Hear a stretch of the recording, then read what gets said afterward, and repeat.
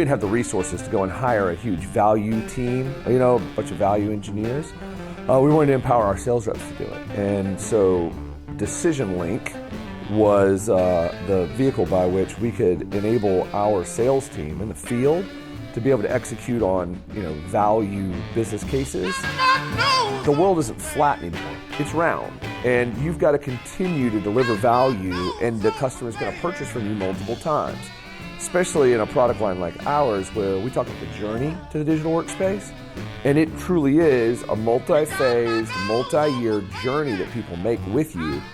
And if you don't deliver upon value, they're not going to buy from you again. But if you do, and you're one of the few companies that do what you say you're going to do and deliver on it, you've got a customer for life. And that's actually what we call the program, is customer for life.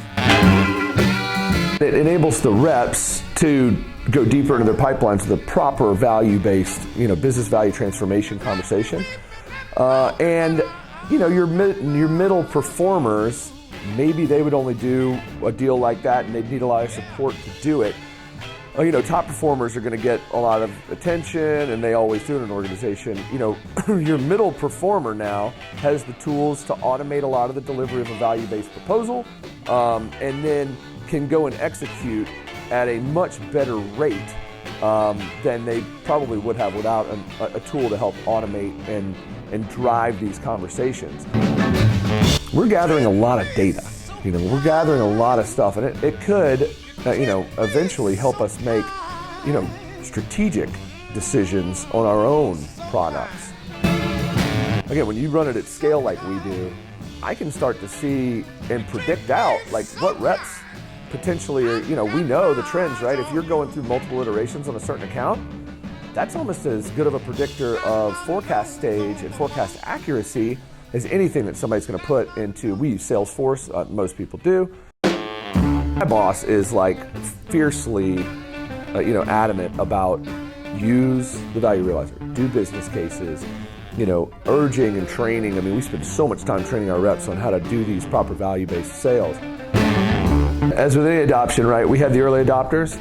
The great thing was, then we got to get back on stage at sales kickoffs and say, hey, look at these deals that were done, how we help the customer justify the purchases on these. And then it ticks up some more, right? You get your early adopters, and then more of the crowd moves in and goes, wow, that person was highly successful, beat their quota, maybe went to club, and they're doing this. I need to get on board too.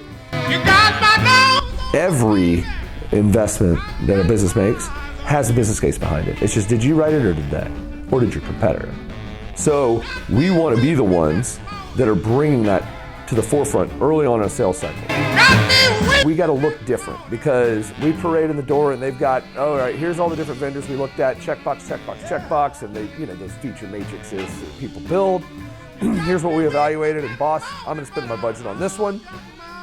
Why? Well, if they can then go, well, they actually helped us find out that they're the only product that can do this. And if in this part of the business case, we can't get anywhere else. That's why I'm going with them.